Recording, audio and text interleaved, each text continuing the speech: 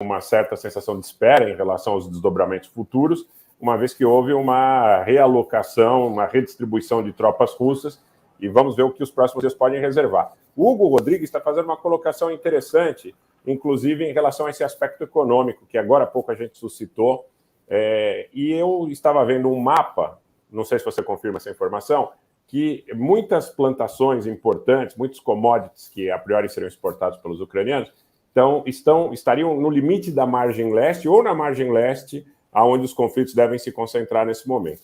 E ele está dizendo aqui que ele queria saber sobre os campos agrícolas na Ucrânia, se eles teriam sido afetados e como é que ficaria a produção agrícola nesse período de guerra. Para, de alguma forma, subsidiar essa colocação, você está aí em Lviv, muito provavelmente você sente um pouco dessa coisa do fluxo de caminhões, de entrada, de saída. Como é que está hoje o fluxo de exportações, eventualmente, desses commodities ucranianos? Você consegue nos dizer? Deixar um abraço para o comandante Robson aqui, agradecê-lo pelo superchat, ele que está aqui com a gente, e imagino que às 8 horas tenha uma transmissão também lá no Arte da Guerra, para onde a gente vai quando terminar a transmissão aqui. Eu tive não só aqui o que eu sinto em Lviv, mas eu tive andando pelo interior do país aí nos últimos dias.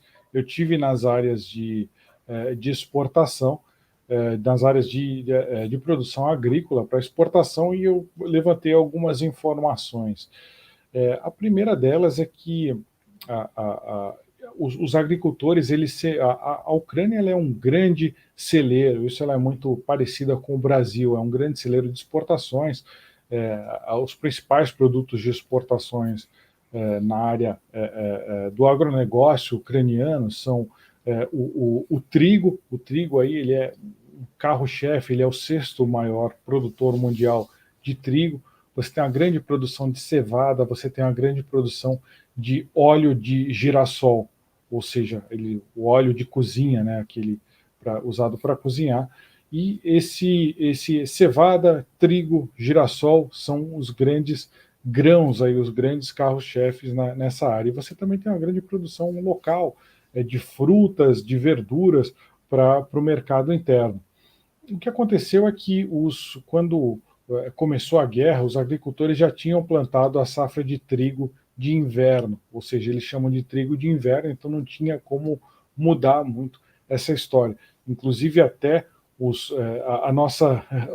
calendário agrícola ele é o contrário aqui do Brasil, né? A gente, que nem agora, no Brasil, os agricultores já semearam, estão acabando de semear a safra de inverno. Aqui na Ucrânia, eles já semearam ou estão acabando de semear a safra de verão deles. Então, muitos, quando começou a guerra, já tinham semeado. Muita gente já tinha semeado trigo, e não tem como mudar isso, porque já tinham semeado.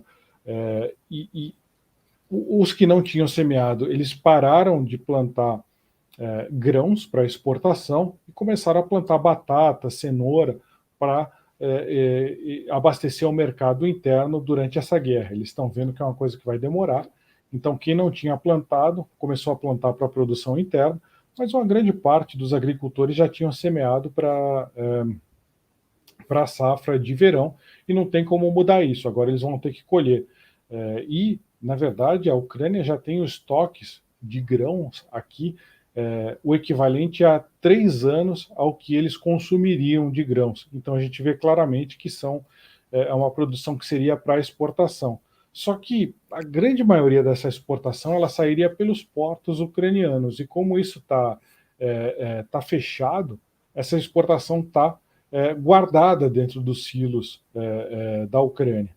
O governo ucraniano comprou o equivalente a 1 ano de consumo de grãos da população, para dar subsídio para esses agricultores. Só que você tem aí 2 anos que eles não têm, o equivalente ao volume que eles consumiriam em 2 anos, que não tem muito o que fazer, que era exatamente a produção que iria para fora do país. Eles estão tentando agora reorganizar isso e mandar de trem, ou a principal via seria trem por meio da Polônia, para levar para outros portos, possivelmente Gdansk, no norte da Polônia, mas é uma operação que vai ser infinitamente mais cara, a outra alternativa seria escoar esses grãos pelo rio Danúbio, aí pelo centro da Europa. É isso que eles estão tentando fazer. Só que não é fácil fazer isso, e o primeiro impacto foi exatamente no Programa Mundial de Alimentos, que o Programa Mundial de Alimentos comprava mais de 60% dos seus alimentos, ele comprava na Ucrânia. Então já está faltando comida, por exemplo, no Iêmen, em diversos países do continente africano, na Síria, por conta dessa que não tem como tirar esses grãos que estão aqui na Ucrânia. Eles têm de sobra, têm abundância, mas não dá para tirar, e eles ainda estão produzindo mais, porque eles não conseguiram mudar a safra a tempo. Então esse é o panorama de agricultura. Eu acho que o Brasil tem um grande interesse em saber até pautar as suas exportações em relação, levando em conta a situação da Ucrânia. E a situação é essa: eles conseguem produzir, eles têm muito grão armazenado, mas eles não conseguem tirar do país de forma eficiente. Pelo que você está colocando, então, na realidade, essa primeira pressão que houve em relação a uma diminuição da oferta, num momento seguinte, quando houver a abertura, ainda que parcial, haverá excesso de oferta, os preços devem despencar, né? A probabilidade é essa. Não necessariamente, porque você não tem como escoar essa produção. Não, quando houver uma abertura de vias de transporte, vias de comunicação. Mas a Rússia controla metade do litoral ucraniano, né? Eles não vão ter a mesma capacidade de exportar. Só se a Rússia sair e devolver tudo que ela pegou, Mariupol e tal, fala, não, vocês podem continuar exportando daqui, mas é altamente improvável que isso aconteça. Então a capacidade deles exportarem, primeiro vai ficar muito mais caro, e até eles retomarem, até você desminar todo esse litoral ucraniano, até você fazer os terminais portuários voltarem a funcionar, não é uma coisa rápida. Encontrou-se até minas aquáticas até o Estreito de Bósforo ali, não vai ser uma coisa que vai ser do dia para a noite tirar essa produção da Ucrânia.